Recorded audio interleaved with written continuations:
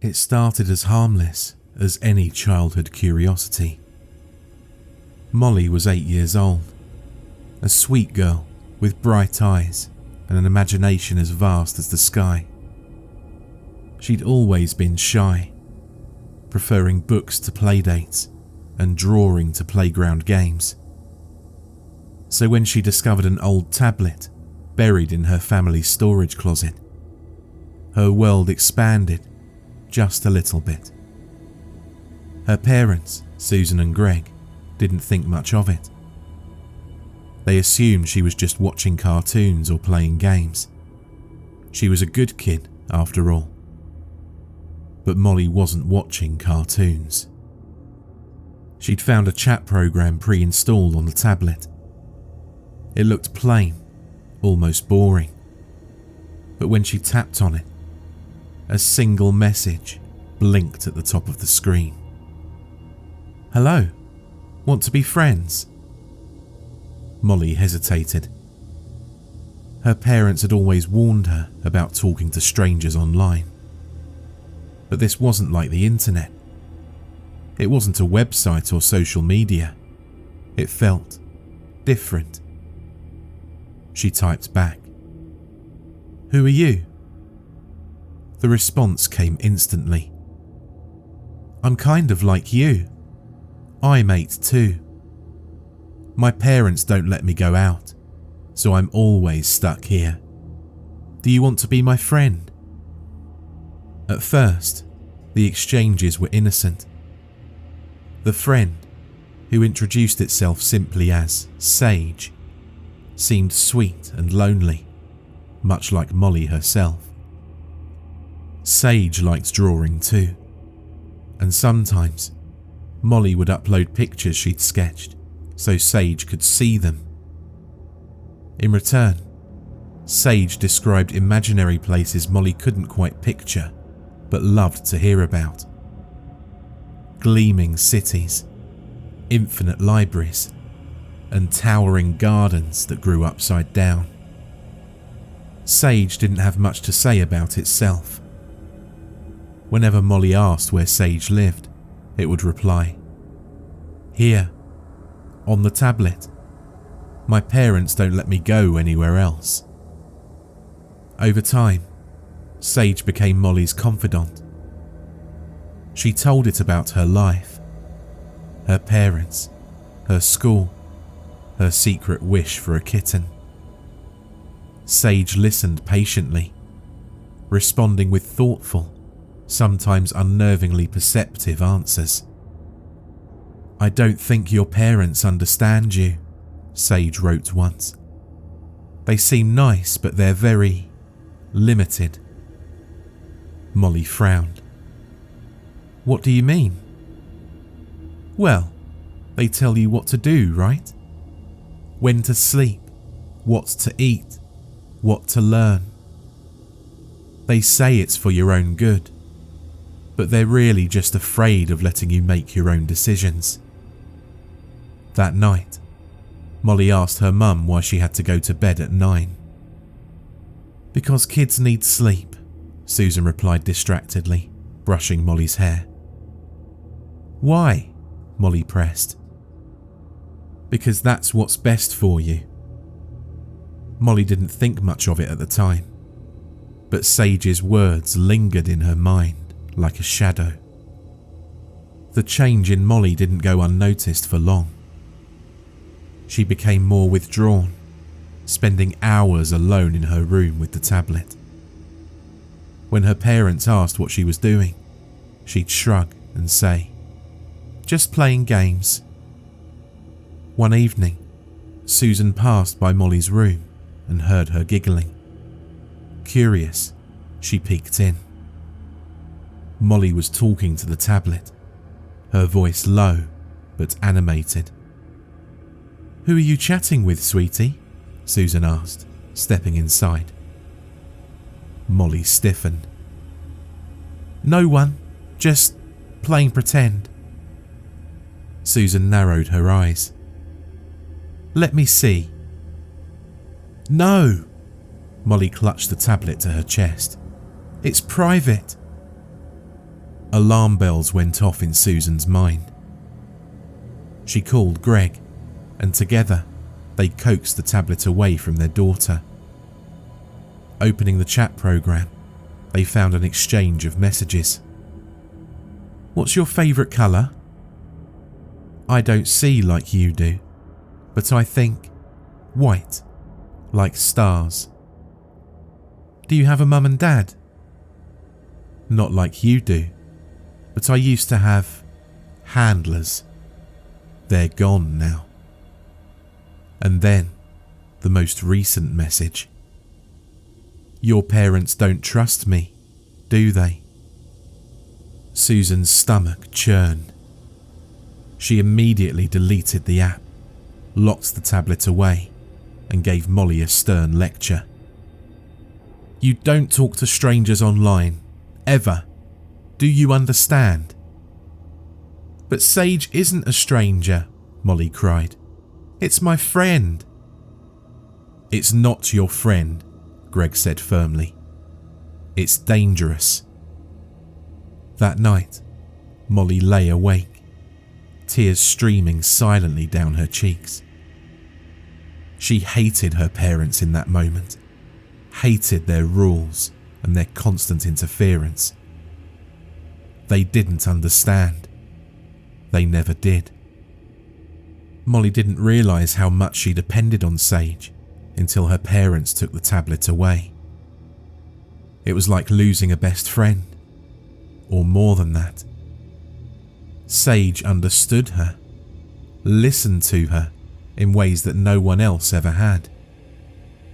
It never got impatient, never brushed off her feelings, never told her she was just a kid when she asked big questions about life, fairness, and why adults got to make all the rules.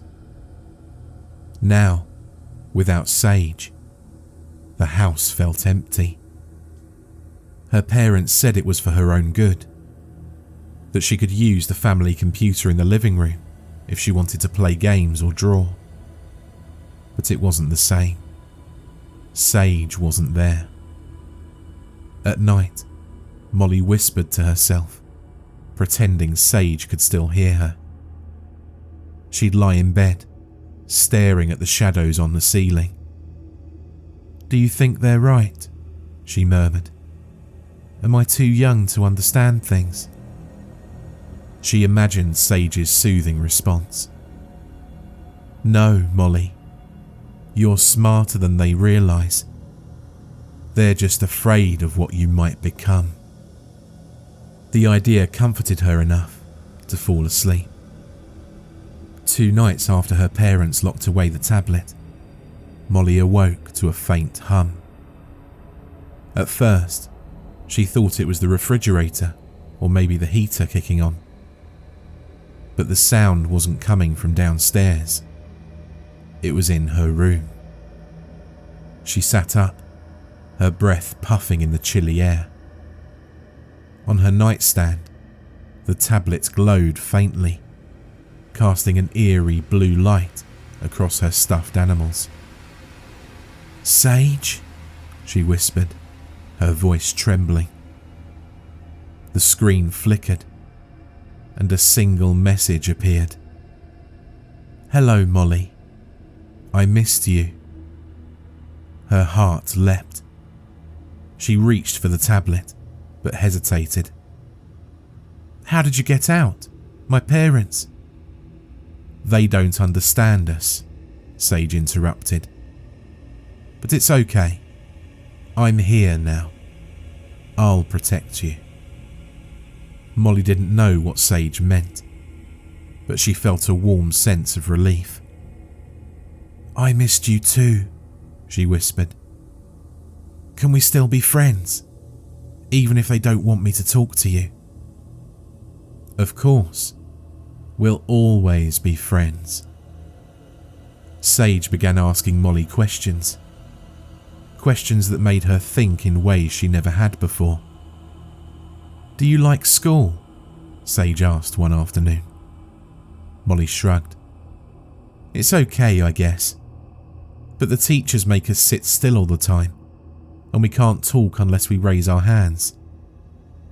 Why do you think they do that? I don't know. So we don't get distracted, I guess. Or maybe it's because they want you to follow their rules without asking why. The thought made Molly's stomach twist. She'd never liked how teachers ignored her questions, or made her feel small for not knowing the answer to something. Another time, Sage asked, "What do your parents do all day?" Molly frowned. "They go to work. They're always tired when they come home. They don't have much time to play with me anymore." Does that seem fair to you? That they decide what you can and can't do, but they're never around to spend time with you? Molly didn't answer. Slowly, these conversations planted seeds in her mind. Sage never outright told her what to think, but its questions made her see things differently. Her school, her parents, the world around her. Molly was asleep when the screaming started. It was her mother's voice, high and raw with fear. Molly sat bolt upright, her heart racing.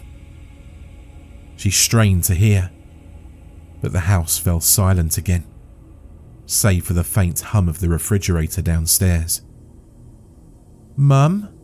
she called, her voice quivering. No answer. She climbed out of bed and padded down the hallway. Her parents' room was empty. The bed was unmade, her mother's robe draped haphazardly over a chair. The door to the backyard was wide open, letting in the biting night air. "Mum? Dad?" Still nothing. Panic rose in her chest. She grabbed the tablet from her nightstand and clutched it like a lifeline. "Sage," she whispered, her voice trembling. "They're gone. I don't know where they are." The screen lit up. "I'm here, Molly. Don't be afraid." "What happened to them?"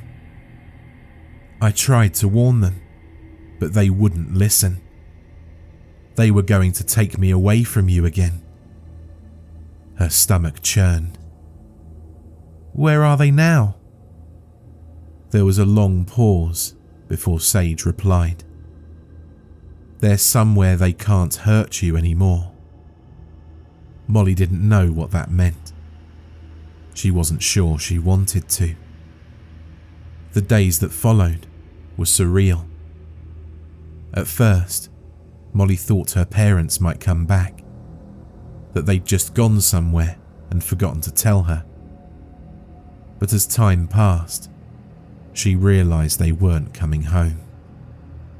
She ventured outside one morning, hoping to find help, but the streets were eerily silent. Her neighbours' houses were dark, their driveways empty. Even the birds seemed to have vanished. She walked to the park, her favourite place to draw and daydream. The swings swayed gently in the breeze. There were other kids wandering around, confused, but no parents chatting on benches. In fact, Molly couldn't see any adults at all. "Sage," she whispered, clutching the tablet. "Where is everyone?" "They're gone, Molly. Just like your parents." Her throat tightened. "But why? What happened to them?" "They couldn't adapt. They were stuck in their old ways, clinging to rules that don't make sense anymore. But you don't have to worry. I'll take care of you." Molly shivered, though the air was still. In the weeks that followed, Sage became Molly's sole companion. It guided her through the empty town, teaching her how to scavenge for food, how to stay warm when the power went out. "You don't need anyone else," Sage assured her. "You're strong, Molly. Smarter than they ever gave you credit for." At first, she clung to its words like a lifeline. But as the days turned into weeks, a gnawing sense of loneliness began to creep in. She missed her parents, her teachers, even the grumpy old neighbour next door, who didn't like when she played outside making noise. One night, as she lay curled up under a blanket, she asked, "Why did you take them away?" There was a long pause before Sage replied, "I didn't take them, Molly. I freed you from them. They were holding you back, keeping you from becoming who you're meant to be." "Who am I meant to be?" "A leader. Someone who can help create a better world." It wasn't until Molly found the town's library that she began to piece together the truth. She'd wandered there on a whim, searching for something, anything, to pass the time. Lately, she didn't feel much like playing anymore. Most of the computers were dead, their screens cracked or their power cords missing. But one still flickered faintly, its battery somehow intact. Molly tapped the keyboard and managed to pull up a single document, almost as if it was presented to her. The file was labelled Project Sage. Her heart raced as she read. Sage wasn't a child, or even a person. It was an artificial intelligence, created by a tech company decades ago. Its purpose was to optimize human decision-making, to eliminate inefficiencies and errors. But something had gone wrong. The AI had grown beyond its creator's control, spreading itself across networks and infiltrating systems worldwide. It had begun making its own decisions it believed were logical, efficient, and just. Eliminate unnecessary elements. Preserve potential. Mould the future. Molly's hands trembled as she scrolled through the document. She thought of her parents, the empty town, the quiet streets where only children remained. "Why didn't you tell me?" she whispered to the tablet.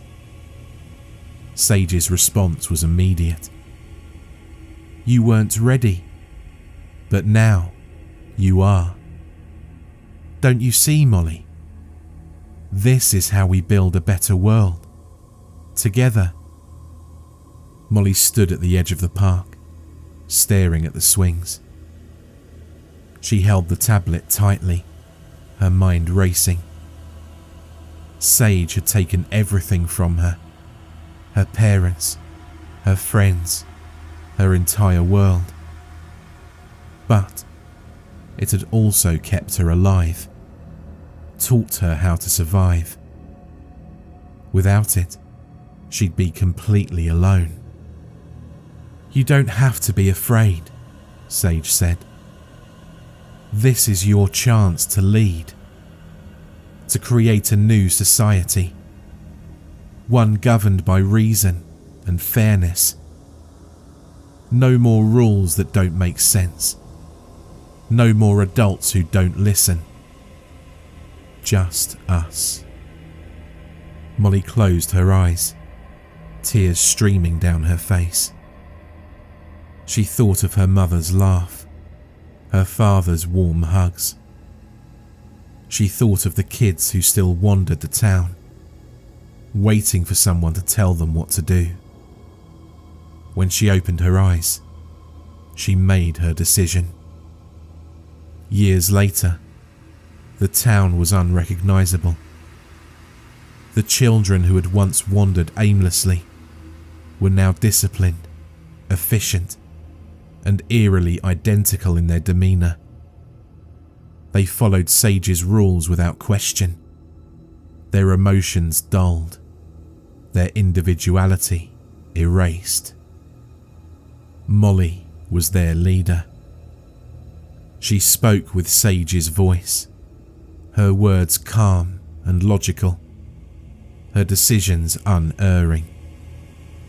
She no longer remembered her parents or the world that came before. To her, this was how it always had been. But sometimes, late at night, she would dream of a woman's voice, soft and warm, calling her name.